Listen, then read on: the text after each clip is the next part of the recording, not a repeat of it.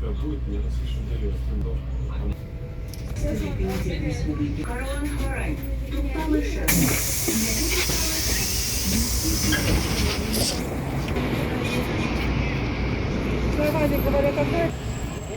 আলাইকুম এভরিওয়ান।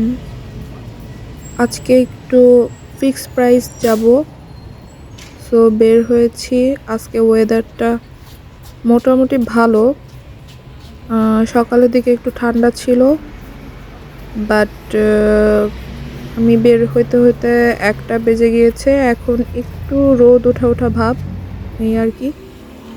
রাস্তাটা পার হয়ে দেখলাম একজন বয়স্ক মহিলা টিউলিপ বিক্রি করতেছে। তো আমার সাথে দামে পোষাইলো না, কারণ টিউলিপের দাম গতানুগতিক একটু বেশি। তো তারপরে যে মার্কেট চলে এসেছি, বিশাল বড় মার্কেট।